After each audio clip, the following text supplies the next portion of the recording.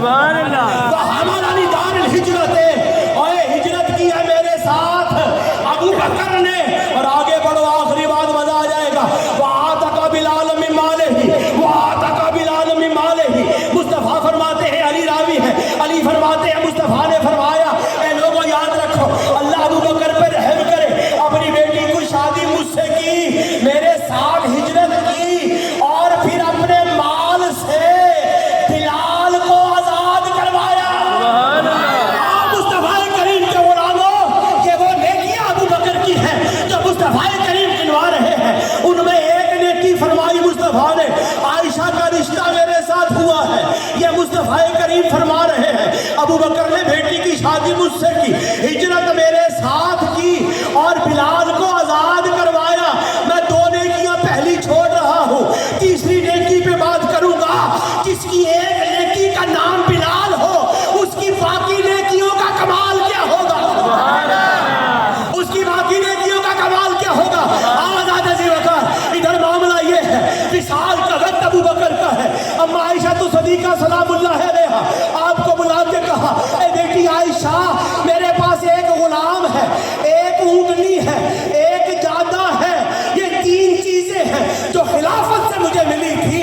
جب میرا وصال ہو جائے جو نیا خلیفہ مقرر ہو جو چنا جائے، بیٹی عائشہ یہ مال ادھر دے دینا، یہ جو چیزیں میرے پاس ہیں اس خلیفہ تک دے آنا. حضرت عزیز وقار جب حضرت سیدنا عمر فاروق خلافت پہ آئے تینوں چیزیں آپ تک پہنچائی گئی. عمر کھڑے ہو گئے، زاروں کے تار رونے لگے، آنکھ سے آنسو بہتے ہیں، ادھر بھی روتے ہیں ادھر بھی روتے ہیں. اے ابو بکر اللہ آپ پر رحم کرے، اے ابو بکر اللہ آپ پر رحم کرے. کسی نے سوال کیا حضور کس لیے اتنا رو رہے ہیں؟ کہا جو نصاب ابو بکر نے خلافت کا مقرر کر دیا ہے کوئی علیحدہ مائی کا پتر ہوگا جو وہاں پہنچے گا. سبحان اللہ. اور آج جو کھا گئے وہ لوگ لوٹ کر. ہم اہل سنت والے سیاست نہیں کرتے مگر خدا کی قسم جب آٹا 140 روپے میں غریب رو رہا ہو، جب جناب سماج کے اندر ایک 4 بیٹیوں کا باپ آٹے کا توڑا لیتا ہوا مر جائے دنیا سے چلا جائے تو پھر عمر کی بات یاد آ جاتی ہے. میں اس اہل سنت کے سٹیج پر ان حکمرانوں کو کہنا چاہتا ہوں اور یاد رکھ لو سیدنا عمر فاروق نے نصاب لیا ابو بکر سے تو کہا بڑا سخت نصاب قائم کیا ہے اور وہی عمر ہے وہی عمر ہے. آپ فرماتے ہیں اے لوگوں یاد رکھو دجلہ کے کنارے پر کتا بھی اگر بھوک سے مر گیا پیاس سے مر گیا میرے گلے میں پٹا آ جائے گا. قیامت کے دن مجھ سے حساب ہوگا. میں کہتا ہوں جب دنیا سے مصطفیٰ کریم کا امتی بھوکا گیا ہوگا، جب آٹے کے معاملے میں دنیا سے رخصت ہوا ہوگا، کیا تم پہ مصطفیٰ کریم راضی ہوئے ہوں گے؟ کیا قیامت کے دن حساب مشکل نہ ہو جائے گا؟ آؤ ابراہیم بن ادھم سے پوچھو. ابراہیم بن ادھم کہتے ہیں میں اپنی سلطنت میں بڑا خوش تھا، ایک دن واپس پلٹا تو میں نے دیکھا میرے بستر کے اوپر ایک کنیز ایک لونڈی سوئی ہوئی ہے. میں نے غصے سے اٹھایا کھڑی ہو جا. تجھے کس نے کہا بادشاہ کی مسند پر بیٹھ؟ کس نے کہا تو سو جا؟ وہ اٹھ کے کھڑی ہو گئی کہنے لگی بادشاہ میں تو لونڈی ہوں کنیز ہوں تو تھا نہیں. میں نے کہا تھوڑی دیر لیٹ جاؤں، ہم زمین پر سونے والے ہیں. مخمل کے بستر پہ لیٹی تو نیند آ گئی تو اس میں مذائقہ کیا ہے؟ میں بھی تو اللہ کی بندی ہوں، میں بھی تو مصطفیٰ کریم کی غلام ہوں، کنیز ہوں. یہ سنا تو ابراہیم بن ادھم کہتے ہیں مجھے غصہ آ گیا، جلاد کو بلایا اس کو پکڑ لو اسے 30 کوڑے مارو، یہ بادشاہ کی مسند پہ لیٹی ہے. کہا جب اس کو پکڑا گیا اس نے معافی مانگی. جب ایک جلاد نے پہلا کوڑا مارا وہ ہنسنے لگی، بڑا ہنسی. دوسرا کوڑا مارا اور ہنسی، تیسرا کوڑا مارا اور ہنسی. ادھر ابراہیم بن ادھم کہتے ہیں میں نے کہا رک جاؤ جلاد اس کو کوڑے نہ مار. روک لیا. کہا پہلے روتی تھی اب ہنستی کیوں ہے؟ کہنے لگی بادشاہ میں تھوڑی دیر کے لیے لیٹی، مجھے 30 کوڑے پڑ رہے ہیں، میرے دل میں خیال آیا تو بچپن سے سو رہا ہے، پتہ نہیں اور کتنے سال سوئے گا، تجھے وہ نیلی چھت والا کتنے کوڑے مارے گا؟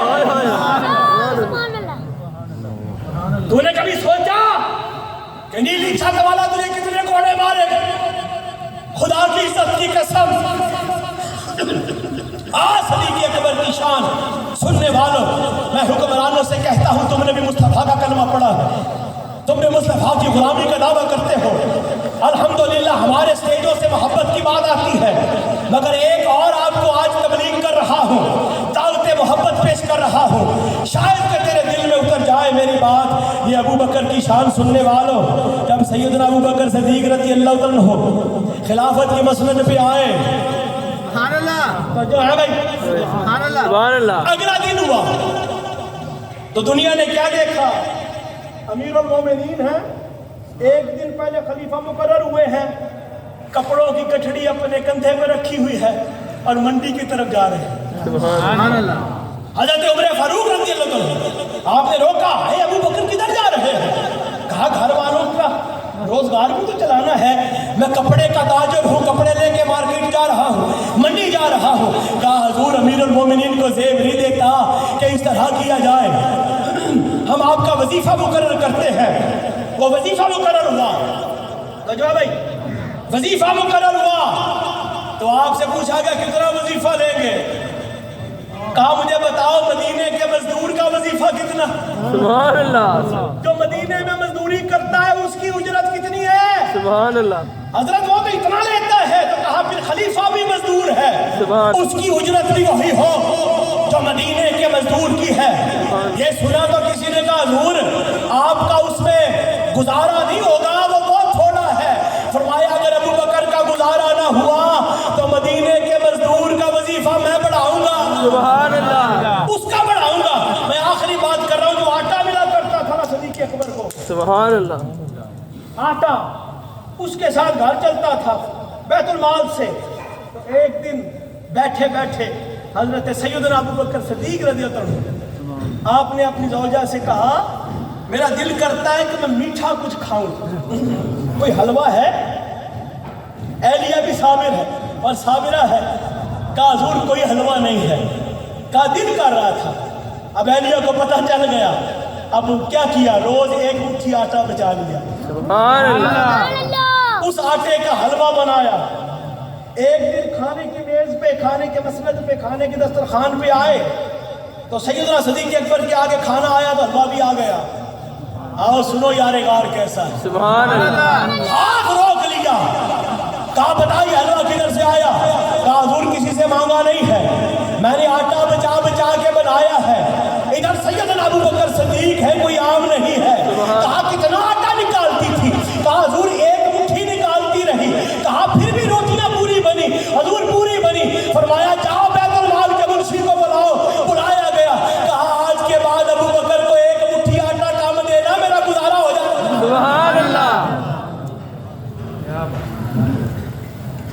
جس دن صحابہ کی جو عظمت ہے وہ سمجھ آ گئی نا، تو پھر تجھے ریاست مدینہ بنانے کا دعویٰ نہیں کرنا پڑے گا، خود ہی بن جائے. سبحان اللہ. یہ مدینہ کی ریاست ایسی بنتی ہے، خلیفہ وقت ہو، سرہانے کے نیچے اینٹ رکھی ہوئی ہو اور سویا ہوا ہو، اسے خلیفہ کہتے ہیں. نہیں سمجھ آئی؟ یہ خلیفہ وقت ہے. حضرت ذی وقار اللہ تبارک و تعالیٰ میں صحابہ محبت کی عزت عظمت سمجھنے کی توفیق عطا فرمائے. اور میرے کریم آقا